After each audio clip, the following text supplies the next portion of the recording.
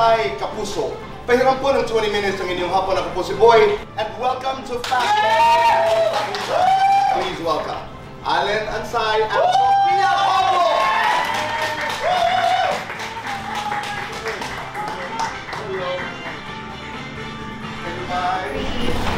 Strong girl. Ang dami niya pong pagsubok sa buhay. Hindi pa siya ipapakita this week, pero meron silang magiging isang malaking pagsubok ng tatay namin niya. And hindi siya magpapadala. She'll fight for her and her father. Ang dami niyang gagawin paraan. And isa daw ng paraan para gamit niya si Xavier. Xavier naman po, kabaliktaran naman siya ni Princess. Kumbaga makikita po natin sa trailer na galit siya sa mga nakakulong. Kasi yung mom niya galing sa kulungan. So parang yung tingin niya sa mga nakakulong, lahat yung may sana. Lahat yun dapat maparusahan. Nakakabigla ako! Nakakabigla dahil? Kasi po literal po pala na buong barangay kamag-anak niya. Akala ko po kasi inaasal niya lang ako. Like, alam ko naman po na ang laki ng family niya. Kumbaga, total opposites po kami. Ako ang late lang ng family siya, sobrang laki. Kumbaga sabi niya, baka mabigla ka pag pumunta tayo ng Bicol, buong barangay, kamag-anak ko. Sabi ko, okay naman ito. Literal po, pagdating doon lahat ng madadaanan, oy, uncle, nanay, lahat po talaga kamag-anak niya. Sabi ko, grabe naman. Grabe naman yung laki ng pamilya. Ano ang pakiramdam mo pag sinasabi mo, I'm willing to wait for as long as forever?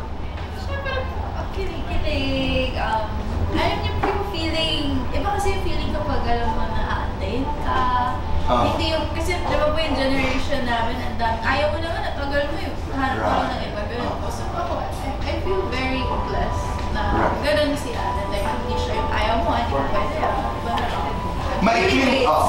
Maikling linya na. Bakit ka dapat sagutin? Halimbawa si Manny, si Daddy nandyan, bakit ka dapat sagutin? Unang respeto ko yung parents ko. And never ako nagtago sa kanila. Kumbaga, mas sinasabi ko sa kanila yung nararamdaman ko sa'yo. And yung mga dreams ko for us in the future. Okay. Sa inyong dalawa, sino mas jolly? Parehas. Mas clingy? Ako. Mas cutesy? Siya. Mas pikon? Ako. Mas pasaway? Ako. Mas palaman? Siya. Mas mabilis magalit? Siya po. Yes or not yet? Ready na sa kissing scene? Not yet! Yes or not yet? Payag magkaroon ng ibang ka-love team? Not Not yet. yet! Yes or not yet? Nag I love you na sa isa't isa? Huwag na natin sagutin yan. Yes or not yet? Ready na maging official? O ngayon, kailan kayo huling nagsinungaling? Ngayon. Ngayon lang po! Second sagot! Lights on or lights off? Lights on. Happiness or chocolates? Chocolate. Best time for chocolates? Hindi ako mahilig sa chocolate. Ako every hour.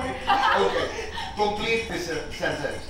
Ikaw ang prinsesa, ikaw ang prinsipe ko dahil ikaw muna. Ikaw ang prinsesa ko kasi lagi mo ako napapasaya.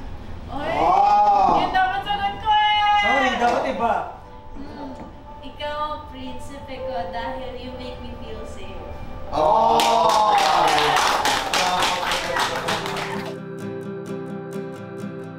Madami pa sa madami. Yes, ang daming eksena na dapat yung abangan mula sa unang pagkikita ni Princess and ni Xavier, sa confrontational scenes ni Libby and ni Princess. Yan, isa yan sa pinagpamalaki ko. Yung scenes namin ni Lauren here, hindi siya yung ordinaryong away lang, di ba? Promise, ibang level talaga siya. As in like, to the point na we were offered na double yung gumawa, na idadub na lang namin. But we really insisted na kami na yung gagawa. So pag napanood nyo yan, I think malalaman nyo na yun yung tinutukoy kong eksena. Ganun siya ka-intense. And of course, meron ding side ng comedy. Kasi we have Kuya Betog Sumaya and Miss Minnie Aguilar. Sir Jet, nandyan din. Yan, yung mga kasama natin sa kulungan. So talagang magbibigay ng buhay pa yan. Na-excite din ako sa kay Xavier at Princess. Yes. Ano ba yung unang pagkikita nila? Magiging okay ba sila? O magiging magkaaway ba sila? So yun yung mga na-excite ako. Kaya abangan nyo na. And paano yun? May girlfriend si Xavier? Oh, yun pala. Yun yung isang tanong. Paano yun? May girlfriend si Xavier. Ang sayo, hindi nga namin namala. Ang bilis pala. Yes. Hindi namin namala yung oras. 20 minutes na yun. Sabi ko, ha? tapos na. Parang feeling ko 5 minutes pa lang. Parang nagkukwentuhan lang kami. Talagang iba experience talaga pag lalo na pag naka-live. Tsaka Talagang pag andito, kasama mo si Tito Boy, parang at home na at home may mga kang magkwento. may mga nakakagulat na tanong na talagang pagpapawisan ka. Tulad kanina. Tulad kanina.